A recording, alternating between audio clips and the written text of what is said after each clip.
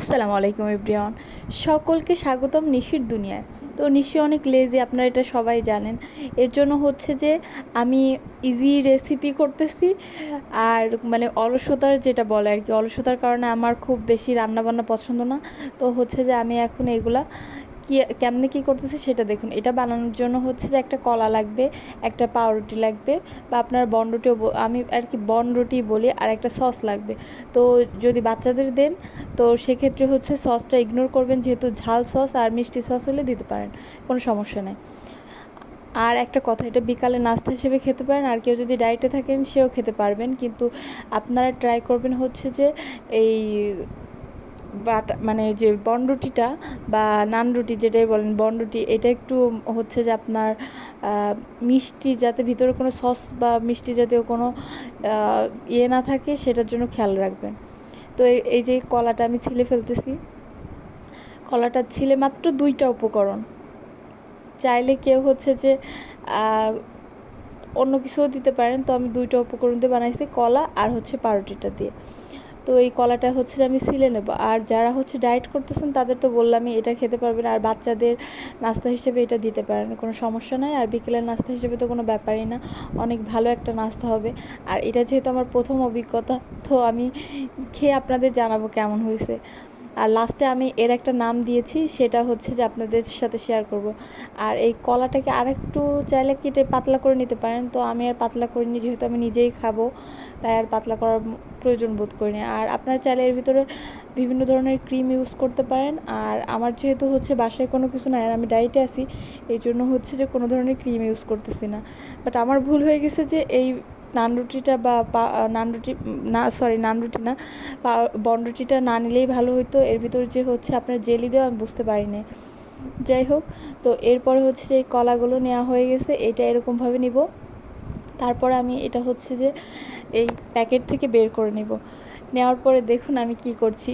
এটা আমার নতুন অভিজ্ঞতা থেকে আমি নতুনভাবে বানাচ্ছি। আর এইটা খুলে দেখুন, আমি একদমই অবাক হয়ে গেছি। এর ভিতরে যে জেলি দেওয়া আছে আমি আসলেই বুঝতে পারিনি।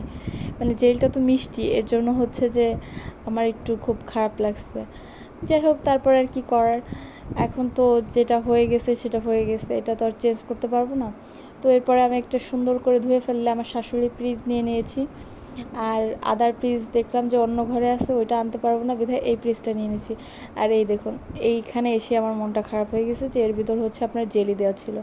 আপনারা চাইলে এইটা কিনে হচ্ছে বাচ্চাদের দিতে পারেন, এরপরে কোনো সস না দিয়ে।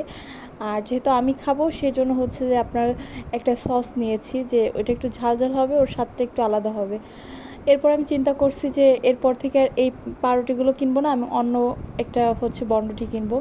আর কি বনরুটি পাউরুটি যাই বলেন। তো আমি একটু ডেকোরেশনের জন্য সস দিয়ে নিচ্ছি। তো দেখলাম যে এটা ভরাই আছে, কিন্তু অনেক কি বলবো, অনেকটা কেমন হয়ে রয়েছে, এই জন্য বের হইতে দেরি হচ্ছিল। যাই হোক, এই যে দেখছেন এক একটা করে কলা আমি সাজিয়ে দিচ্ছি। এই কলার পিসগুলো আপনারা দিবেন, দেওয়ার পরে হচ্ছে সুন্দর করে আপনারা এটা বার্গারের মতো করে নেবেন। আর কেউ চাইলে এর ভিতর লেটুস পাতা, ধনের পাতা, পুদিনা পাতা যেটা ইচ্ছে সেটা ইউজ করতে পারেন। আমার এগুলো কোনো কিছু বাসায় নাই, তো আমি হচ্ছে এগুলো কোনো কিছু ইউজ করি না। আর ডেকোরেশনের জন্য উপরে একটু ঢং করে এই সসটা বসাই দিচ্ছি। আর এর নাম কি দিয়েছি জানেন? এটা হচ্ছে ব্যানানাস বার্গার দিয়েছি। ব্যানানা বার্গারটা কেমন অদ্ভুত নাম শোনাচ্ছে যদিও, তারপরেও হচ্ছে যে আমি এটা দিয়েছি। আর ওইটা আসলে কী ছিল আমি জানি না, তো ফেলে দিয়ে নিয়েছি। আর আসলে এটা কেমন হয়েছে জানাবেন।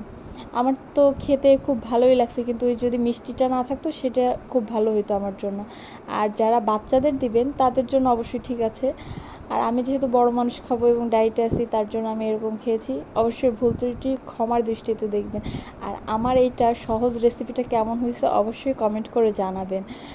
আমার প্রথম অভিজ্ঞতা থেকে আমি এই ধরনের কাজ করছি, তো ভুল ত্রুটি হলে অবশ্যই ক্ষমা দৃষ্টি দেখবেন। আর সবাই ভালো থাকবেন, দোয়া করবেন। আল্লাহ হাফেজ।